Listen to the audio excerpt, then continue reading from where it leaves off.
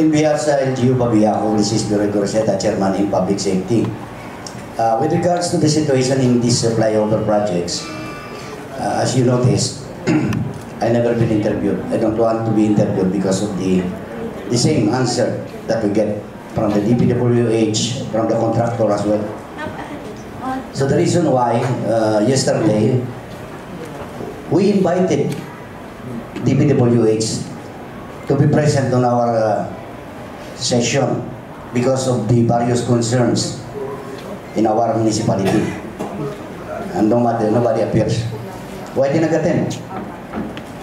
So I made a manifestation to call their attention to explain why. Because of this reason, these incidents and other problems in our municipality, Mr. Chair. Every day I'm on the road. I was there. I'm always there to supervise the situation and what is going on with the projects. So instead of calling up the attention of DPWH and the contractor, ako na lang ang nagasaway sa nagkakalataboda. You can ask the residents of the Yungkados and the Ganan, because this is not only the problem of our municipality. It includes traffic congestions, and especially the safety and the welfare of our community. So, Engineer Ormil, I doubt that you can open this on December 25. Sorry, I'm not yet finished, Engineer Ormil. Because if you visited the area, I don't think so you can open this. Because there are still a lot of works to do there.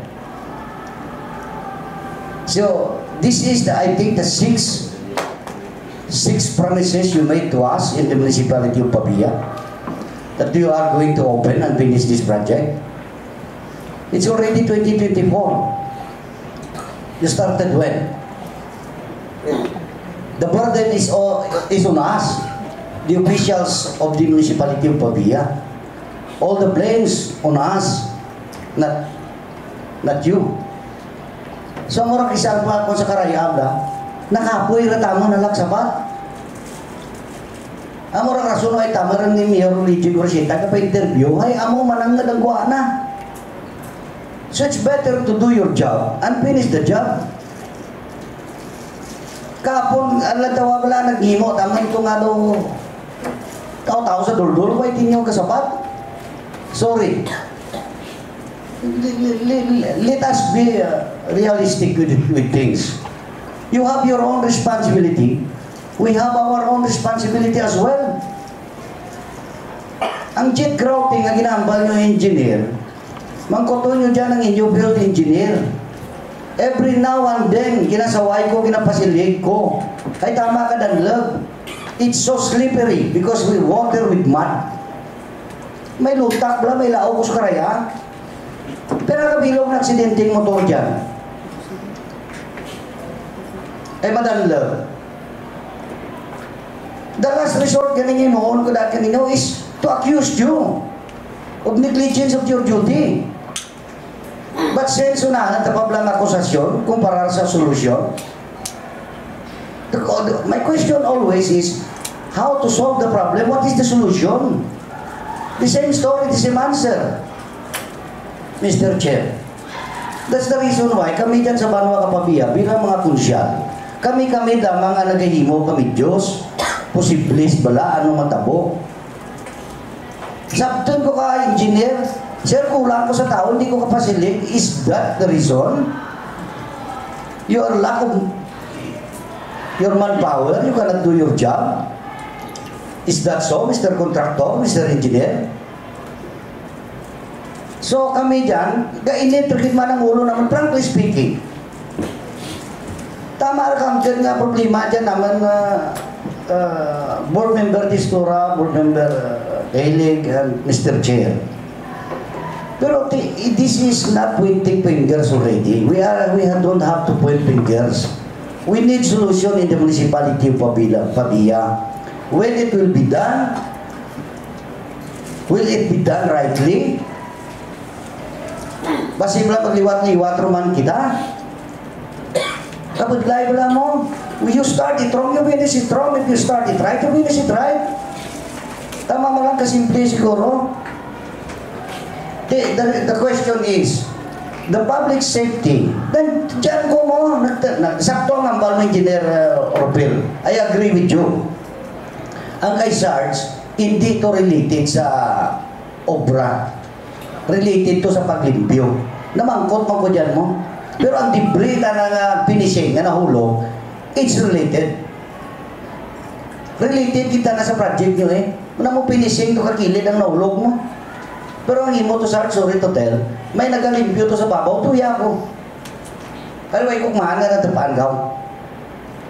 Kung naman ako natapaan ka, ito pinatawa ko ito na yung sanda. Pero may kukmaan, may natapaan. Pero may nagalimpyo sa babaw, may dump truck, tuya ko, nakita ko to. Ay, every now and then, nag-aagigid ako dyan. Imaw kami ni Kagawad Alan Anatan. Imaw kami dyan nagalibot. To supervise and to observe what's really going on. Kung kisa kami lang ganin nagkasaway, especially the IBC contractor, I know that you have job to do. Kakontrata ka mo. Pero bali niyo mga driver, kung mag-parking dyan, di ba setengah? Kaligin kani ulo naman traffic, mapatanga pa mo. Sorry ka daw medyo emotional kita, Mr. Chair. Because this is the truth. Amo dyan matuod mo. Board member Distura, sakto itong ngambal mo, may mga accountable na sanda. They are accountable with their actions. Hindi man pwede ni tudlo na tanang isa. You have a direct responsibility and you are accountable of what you are doing. Amo man kami ka dyan, accountable man kami, accountable ka mo sa project. We are accountable to the community as well. So, amo larakan, I hope, Engineer Olmer, you can open that on December 25. Ay pag-promise na diga sa Sangguniang Palalawigan that you're going to open the flyover on December 25, we received hundreds of messages, hundreds of calls. Is it really true that they are going to open that? Why pagkani mo tinilings to sa babaw? Diyan ko kapong.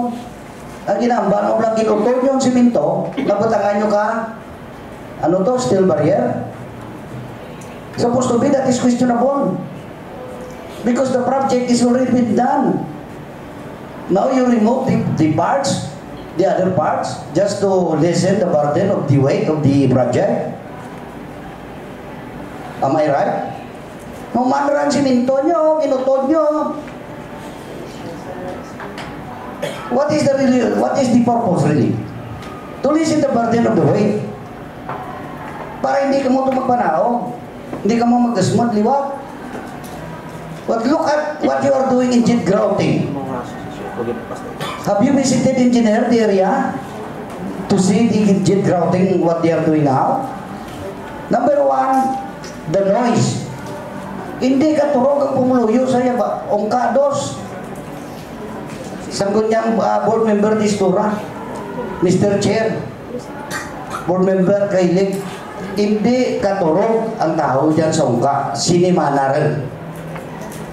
Di, ano ang mahimo naman? Being the chairman of public safety, what can I do? Just to explain to the people of Pabia, sorry, kung may naobra, may distraction. Hulatan ta. Pero lang tawag lang sa bat, kabanwa ka pa, tao sa banwa ka biya, especially sa muka. Di maya daadra isbi ko ng ang disturbo ng ginatao, dapat mga tatlo kadlo, apat na kadlo. Pero apat at tuig. Doon di naman karamog lang, Mr. Chair, no? Sorry, to the IBC, please kindly monitor the area to maintain nga hindi mag-awas ang tubig sa karsada kay Madanlog. Nagpadugang kami kabuho dyan. Kami, sa Banwa. Di pa kay ko dyan para ang inyong tubig kaglao madasig magtulog to. So palihog lang. Hindi, the reason why I never called you up, I never called your attention. Because for me, action delay, mabudlay. Mas mayad pa kami lang na darwa magbayis kay engineer to.